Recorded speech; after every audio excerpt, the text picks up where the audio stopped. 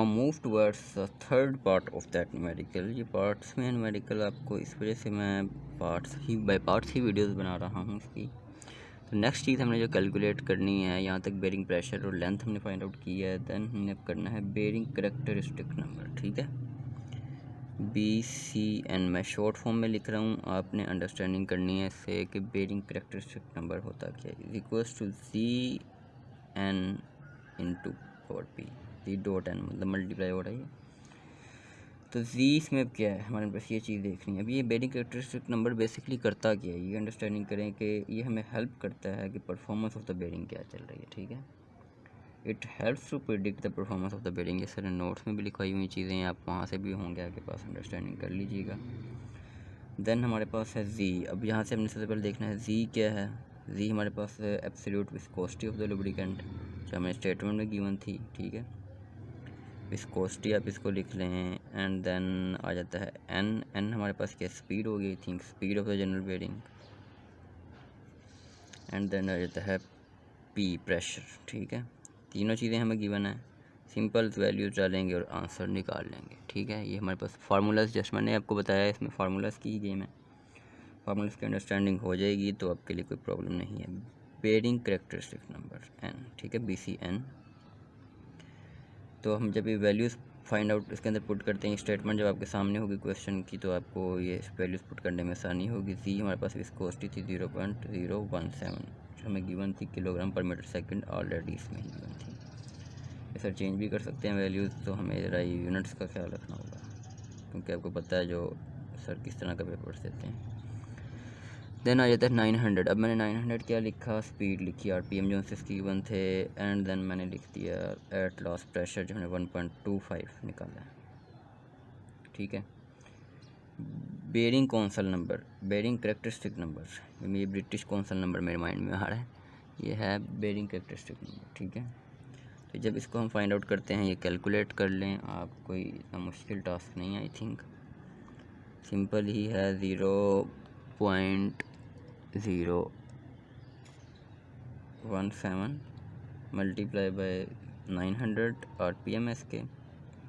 Then at last आता है 1.25, ठीक है। तो ये हमारे पास जब सोल्यूशन इसका निकालेंगे 12.24 आता है हमारे पास इसका सोल्यूशन, ठीक है, 12.24, ठीक है। ये हमारे पास सोल्यूशन निकला है। इसके बाद हमें एक चीज़ और फाइंड आउट करने को कहता है, वो कहता है कि K जो सा है बेरिंग मॉडुलस होता है, ठीक है। K भी एक आगे चीज़ आ गई है हमारे पास फर्दर, K है कि बेरिंग मॉडुलस है ये, तो इसके लिए भी एक फार्मूला है, ठीक है। फार्मूलाज के अंदर से फार्मूलाज निकलते हैं, ये हमने बस इसको अगर तरतीब से लेके चलेंगे तो ठीक रहेगा, क्योंकि सर पेपर में भी क्वेश्चन इस तरह ही देते हैं कि बाय पार्ट्स। फर्स्ट करें, फर्स्ट सर देंगे कि लेंथ फाइंड आउट करें, फर्स्ट स्टेटमेंट होगी, मतलब क्वेश्चन बाय पार्ट्स होगा 2 या 4 नंबर का, फर्स्ट लेंथ होगी। देन सर सेकंड कहेंगे प्रेशर फाइंड आउट करें, थर्ड कहेंगे बेरिंग करेक्टरिस्टिक नंबर, फोर्थ पे आपको कह देंगे कि जो सब नेक्स्ट हमारे पास आएगा वो होगा। तब यहाँ पे के आगे बेरिंग मॉडुलस, ठीक है।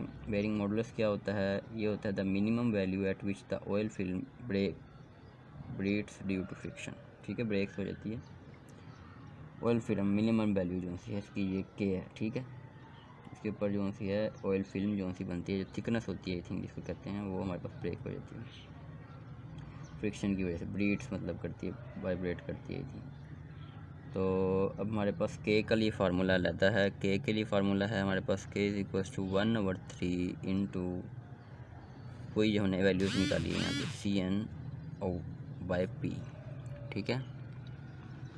ये वैल्यूज़ हमने निकाली हैं, ठीक हो गया।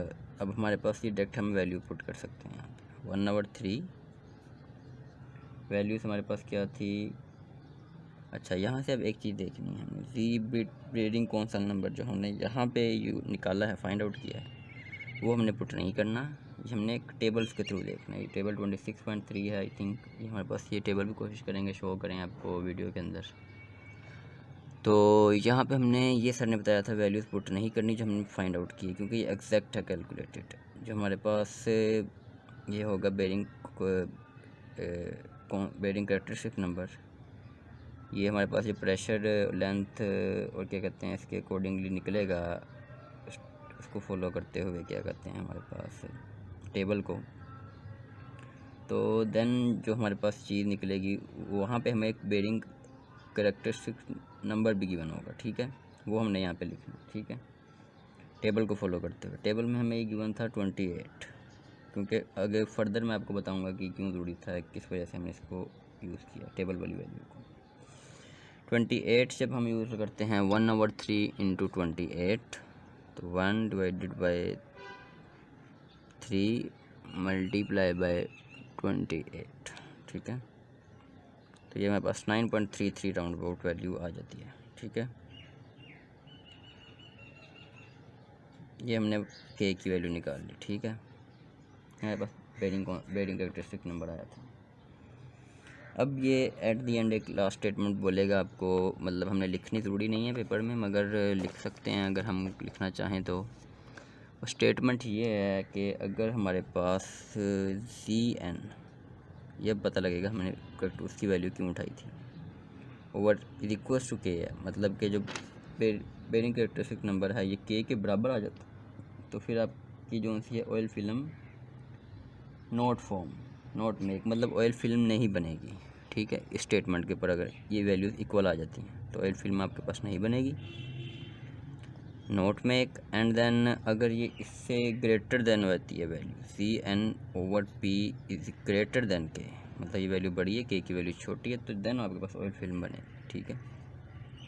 अगर ये इससे लेस देन, ये लेस देन और इक्वल टू भी हम दोनों कर सकते हैं कि अगर लेस देन भी है और इक्वल टू भी है के या तो कम है, के की वैल्यू जो उनसी है ज़्यादा है और बेरिंग कैरेक्टरिस्टिक नंबर की वैल्यू कम है, तो ये ऑयल फिल्म नहीं बनेगी। अदरवाइज ऑयल फिल्म अगर ज़्यादा वैल्यूज़ है तो बन जाएगी ऑयल फिल्म, ठीक है।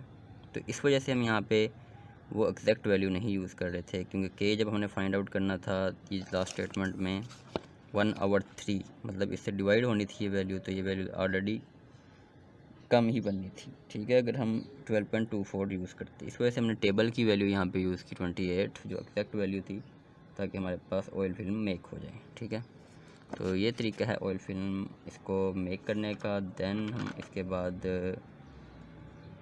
अगर लेस देन होगी, मेटल टू मेटल कॉन्टैक्ट है, ठीक है, ये दो चीज़ें हैं। ये हमारे पास स्टेटमेंट थोड़ी सी लिखने में गलती हुई है।